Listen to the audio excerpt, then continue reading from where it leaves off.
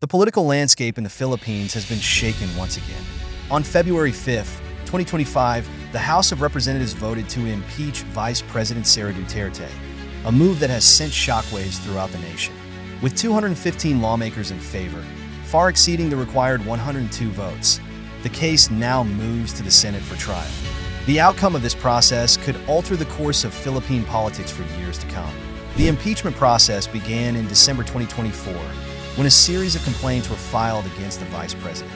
The first complaint, submitted on December 2nd, accused Duterte of constitutional violations, betrayal of public trust, and high crimes.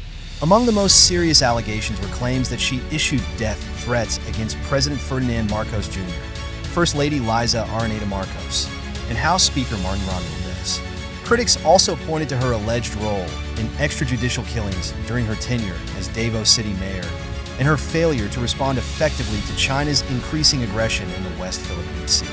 Just 2 days later, on December 4th, a second complaint was filed by activist groups led by the Bagong Aliansang Macabebe. This complaint centered on the alleged misuse of 612.5 million pesos in confidential funds allocated to the office of the Vice President and the Department of Education, both of which Duterte oversees. The complaint accused her of gross abuse of discretionary powers, claiming the funds were misused without proper accountability. Then, on December 19th, a third impeachment complaint emerged, this time from religious leaders, lawyers, and civil society organizations. This complaint added further accusations of betrayal of public trust, deepening the crisis surrounding Duterte's leadership. With 3 separate complaints all pointing to serious allegations, the momentum behind the impeachment movement grew rapidly. Despite the gravity of the charges, President Marcos attempted to downplay the situation, dismissing the impeachment complaints as a mere political distraction. He referred to the proceedings as a storm in a teacup, suggesting that they would have little impact on governance.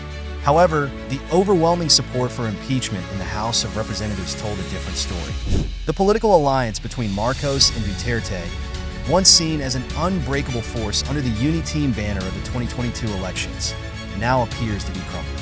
Vice President Duterte has strongly denied all allegations, calling the impeachment a politically motivated attack against her and her family. Her brother, Congressman Paulo Duterte, has echoed this sentiment, condemning what he sees as an orchestrated effort to remove their family from power. Meanwhile, her supporters remain steadfast, particularly in Mindanao and the Visayas, where she continues to enjoy widespread loyalty. The public response to the impeachment has been mixed, with protests and demonstrations erupting across the country. On January 13, 2025, the powerful Iglesia Ni Cristo, one of the largest religious organizations in the Philippines, staged a mass gathering at Quirino Grandstand in Manila, calling for peace and opposing Duterte's removal. More than 1.5 million people attended, a demonstration of the deep divisions and strong emotions surrounding the case.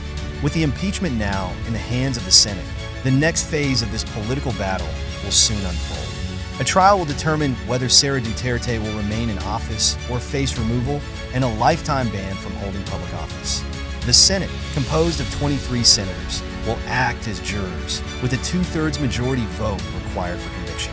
If found guilty, Duterte's political career could come to an abrupt end, significantly weakening the influence of the Duterte family in Philippine politics.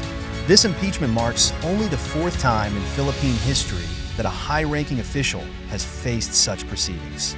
Previous cases, including the impeachment of former President Joseph Estrada, an ombudsman, and a Supreme Court Chief Justice, all had lasting consequences for the country's governance. The outcome of this trial will not only determine the fate of Sara Duterte, but could reshape the balance of power in the country for years to come.